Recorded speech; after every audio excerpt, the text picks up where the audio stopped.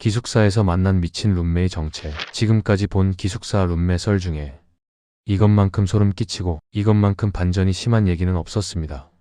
처음에는 그냥 성격 더러운 룸메 정도로만 생각했었습니다.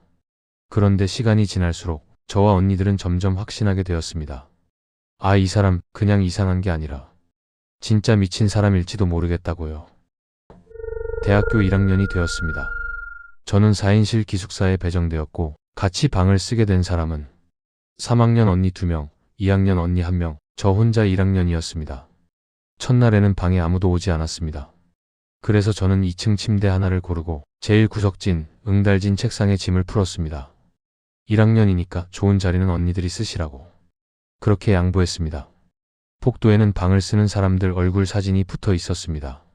언니들 얼굴을 보면서 와, 이쁘다, 빨리 친해져야지 혼자 괜히 설레고 있었지요. 하지만 그 설렘은 다음날 바로 박살 나버렸습니다. 첫 수업을 마치고 기숙사 방으로 돌아왔습니다. 그런데 책상 위에 있던 제 화장품이랑 책들이 전부 제 침대 위에 나뒹굴고 있었습니다.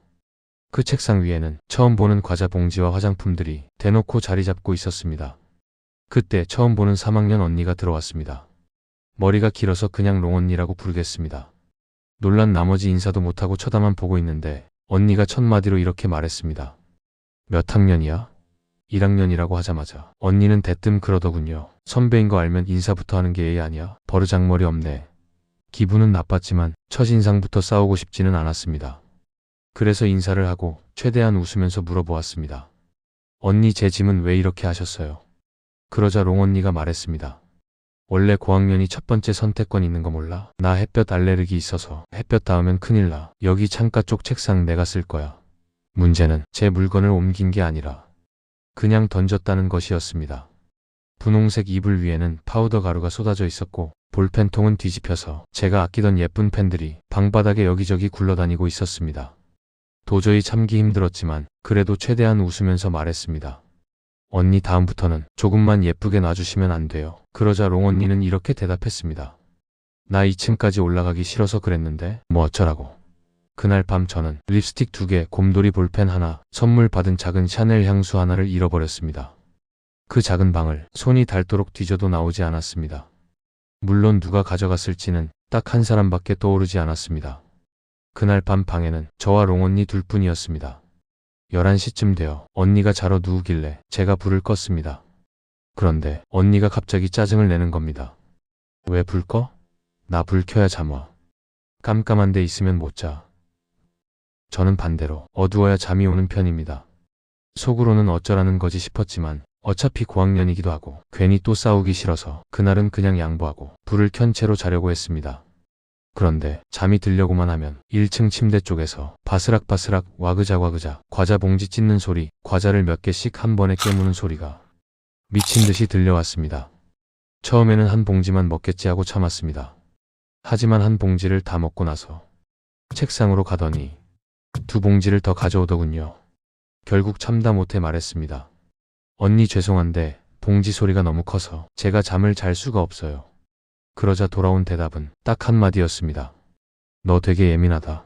밤 11시가 넘은 시간, 불은 환하게 켜져 있고 귀 옆에서는 와그작 쩝쩝대는 소리가 끊이질 않는데 예민한 쪽이 과연 저였을까요? 며칠 뒤 나머지 2 룸메도 드디어 입실했습니다. 조용조용하고 공부 잘하게 생긴 단발 언니, 꾸미는 것을 좋아하고 예쁜 옷과 액세서리를 잔뜩 가진 2학년 언니. 롱언니만 아니었으면 정말 완벽한 조합이었을 것입니다. 그날 친해지자는 의미로 치킨을 1인 1마리로 시켜서 4박스를 펼쳤습니다. 그런데 치킨 상자를 열자마자 롱언니가 제 치킨과 본인 치킨을 바꾸자고 했습니다. 내 건 양이 너무 적어. 네 거랑 바꾸자. 저는 이 정도야 뭐하고 말없이 바꿔주었습니다. 하지만 거기서 끝이 아니었습니다. 양념이 잔뜩 묻은 닭다리 하나를 보더니 롱언니가 이렇게 말했습니다. 저 다리 양념 많이 묻어있네. 그거 나 주면 안 돼? 저도 닭다리 좋아해요. 그럼 언니 다리랑 바꿀게요. 하고 저는 웃으면서 말했습니다. 그러자 롱언니는 진짜 기막힌 말을 했습니다. 아, 내 닭다리는 손으로 쪽쪽 빨면서 만져서 더러워. 니한테 주기 좀 그런데? 본인 닭다리는 더러워서 못 주겠는데 남의 닭다리는 대놓고 달라고 하는 사람. 웃기지 않습니까? 결국 저는 그냥 더러워서 그 다리 하나를 건네주었습니다. 문제는 그 다음이었습니다. 본인 치킨 한 마리를 순식간에 다 먹어치우고 나서 이렇게 말하는 겁니다. 아, 배고프다. 맛있겠다. 좋겠다. 아, 옆에서 앵앵거리듯 계속 떠들면서 우리가 한 조각이라도 더 내주길 기다리는 거였죠. 우리가 아무 말 없이 있으니까 이번에는 자기가 먹었던 닭다리 뼈를 다시 집어들고 연골을 씹어먹고 쪽쪽 빨더니 2학년 언니 치킨 상자 안에 있는 양념을 그 뼈로 푹 찍는 겁니다. 내 양념이랑 뭐가 다른지 궁금해서 라는 말과 함께요. 그날 밤 우리 셋은 똑같이 생각했습니다. 아, 진짜 큰일 난 사람한테 걸렸다. 어느 날 아침 단발 언니는 1교시 수업 때문에 나갔고 방에는 저와 2학년 언니 그리고 롱 언니만 남아 있었습니다. 2학년 언니는 흰 옷을 유난히 좋아해서 옷장에 예쁜 흰 원피스가 가득했습니다. 언니 하얀 옷 많아서 입고 다니려면 조심해야겠어요. 맞아, 맨날 신경 쓰이는데 그래도 하얀 옷만 입어. 우리는 그렇게 웃으며 얘기하고 있었고 옆에서는 롱 언니가 슬쩍슬쩍 2학년 언니 옷장을 힐끔거리고 있었습니다. 저는 그때 그 시선을 무시했던 것을 아직도 후회합니다. 기숙사 1층에서 간식을 준다고 해서 저와 2학년 언니는 컵라면과 과자를 받으러 내려갔습니다. 롱 언니는 역시나 햇볕 알레르기 핑계를 대며 본인 목까지 챙겨달라고 했습니다. 사이렌 비슷한 아앙아앙 소리를 내며 징징거리는 바람에 그냥 싸움 만들기 싫어서 갔다 오면서 같이 가져와 주기로 했습니다. 10분 정도 기다려서 간식을 받아 올라왔는데 문을 열자마자 2학년 언니가 갑자기 소리를 질렀습니다. 흰색 원피스 하나를 들고 얼굴이 벌겋게 달아올라 있었습니다. 다가가서 보니 원피스 겨드랑이 부분이 완전히 찢어져 있었고 목 주변에는 비비크림이 문질러진 자국, 곳곳에는 빨간 립스틱이 묻어 있었습니다. 옷을 입다가 우연히 조금 상한 수준이 아니라 안 맞는 사람이 힘으로 억지로 껴입다 터져버린 그런 느낌이었습니다. 그 원피스는 2학년 언니가 제일 아끼던 옷이었고 가격도 한 벌에 7만 원 정도 했습니다. 그리고 사이즈는 44, 55. 롱 언니는 자기 입으로 166에 60이라고 말했지만 우리가 보기에는 아무리 적게 잡아도 166에 76 이상으로 보였습니다. 그날 2학년 언니는 울면서 외쳤습니다. 내 옷 입어놓고 왜 이렇게 만들어놨어? 하지만 그 상황에서도 롱 언니가 한 말은 여전히 똑같았습니다. 증거 있어? 그렇게 크고 작은 사건이 계속 이어졌고 결국 우리 셋은 한 가지 결심을 하게 되었습니다. 이제 증거를 잡자. 제 노트북과 단발 언니의 작은 랩북 2대를 기숙사 방에 숨겨두고 카메라를 켜두기로 했습니다. 화면이 꺼져 있어도 자동 녹화되는 기능을 이용해서요. 그리고 가장 중요한 원칙은 단 하나였습니다. 우리가 최대한 방에 없는 것처럼 보이는 것. 아침 일찍 나가 운동하고 목욕을 하고 수업을 듣고 독서실에서 버티다가 통금 시간 직전에야 방으로 들어왔습니다. 솔직히 그날 롱 언니가 다시는 안 올 줄 알았습니다. 지구대까지 왔다 갔는데 어떻게 뻔뻔하게 다시 들어올까 싶었으니까요. 그런데 문을 열자마자 자기 침대에 누워 과자를 먹으면서 영화를 보고 있는 롱 언니가 보였습니다. 이어폰도 끼지 않고 볼륨은 최대치였습니다. 그날 밤 2학년 언니는 평소처럼 홍삼 절편을 꺼내 먹으려 했습니다. 그때 1층 침대에서 낮게 웃는 소리가 들려왔습니다. 2학년 언니가 절편을 잘게 나누어 조심스럽게 먹을 때마다 밑에서 롱 언니가 숨을 참으며 웃는 소리가 등을 타고 올라오는 느낌이었습니다. 2학년 언니가 결국 말했습니다. 웃지 말아줄래? 그러자 롱 언니는 혼잣말처럼 이렇게 중얼거렸습니다. 머리에 든 게 없으니까 입이 썩었지. 그날 밤 우리 방 안의 공기는 언제 터져도 이상하지 않을 폭탄 같았습니다. 다음 날 우리는 수업도 일부러 빼고 노트북 앞에 모였습니다. 제발 아무 일도 없었으면 좋겠다는 마음 반, 제발 뭐라도 찍혔으면 좋겠다는 마음 반이었습니다. 영상은 10시간씩 2개로 나뉘어 저장되어 있었습니다. 처음에는 정말 예상대로였습니다. 우리가 없는 방에 롱 언니가 들어와서 사람이 없는지 화장실까지 확인한 다음 침대에 누워 과자를 먹으며 휴대폰만 보는 장면. 2시간 동안 그것뿐이었습니다. 그런데 어느 순간 롱 언니가 벌떡 일어나 2학년 언니 책상으로 걸어갔습니다. 노트북 화면 바로 앞까지 얼굴이 들이닥쳐서 심장이 멎을 뻔했습니다. 그리고 2학년 언니의 홍삼 절편통을 집어들었습니다. 통을 이리저리 살펴보더니 뚜껑을 열고 절편 하나를 꺼내 입에 넣었습니다. 여기까지는 그냥 역시나 했습니다. 하지만 진짜 문제는 그 다음이었습니다. 한 손에는 절편통, 다른 한 손은 코를 파고 있었습니다. 카메라는 그 장면을 선명하게 잡고 있었습니다. 코를 판 손가락을 잠시 들여다보던 롱 언니는 정말 아무렇지 않은 표정으로 숨쉬듯 자연스럽게 그 손을 절편통 안으로 쑤셔 넣어 휘젓기 시작했습니다. 2학년 언니는 그 자리에서 제대로 비명도 못 지르고 화장실로 뛰어가 토하기 시작했습니다. 그날 이후로 그 언니는 홍삼 절편을 전부 변기에 버려버렸습니다. 그게 끝이 아니었습니다. 코를 판 손으로 2학년 언니 베개와 이불을 쓱쓱 문질러 놓더니 이번에는 제 옷장으로 가서 제 옷 몇 벌을 꺼내 방 안 휴지통 안에 푹 담갔다가 꺼내서 대충 털고 다시 옷걸이에 걸어두었습니다. 그 영상을 보는 순간 저는 제 옷이 더러운 것이 아니라 저 자신이 더럽혀진 기분이 들었습니다.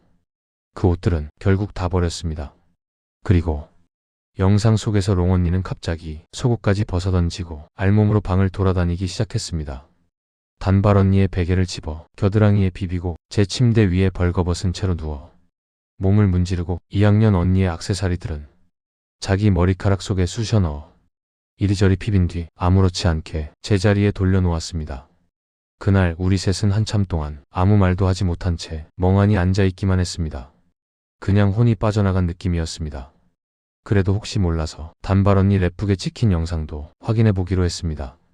어차피 비슷한 장면이겠지 라고 생각하며 빠르게 넘기고 있었는데 순간 화면 전체에 시퍼렇게 질린 얼굴이 확대되어 나타났습니다. 바로 롱 언니 얼굴이었습니다. 롱 언니는 카메라 렌즈를 똑바로 바라보고 있었습니다. 그리고 천천히 손가락으로 웹캠이 있는 부분을 가렸다가 영상이 뚝 하고 끊겼습니다. 그 말은 곧 우리가 몰래 증거를 잡는다고 생각하고 있던 내내 그 사람은 이미 알고 있었다는 뜻이었습니다. 우리는 그 사람을 몰래 찍는다고 믿었지만 사실은 그 사람 앞에서 우리가 더 우스운 존재였던 겁니다. 그날 이후 며칠 동안 롱 언니는 기숙사에 들어오지 않았습니다. 사감실에서도 학교에서도 연락이 닿지 않는다고 했습니다. 설마 눈치채고 도망간 거 아냐? 우리는 그렇게 생각하고 있었습니다. 그러던 어느 저녁 문이 열리는 소리가 났습니다. 방 안에는 우리 셋이 모두 있었고 누가 들어왔는지는 보지 않아도 알 수 있었습니다.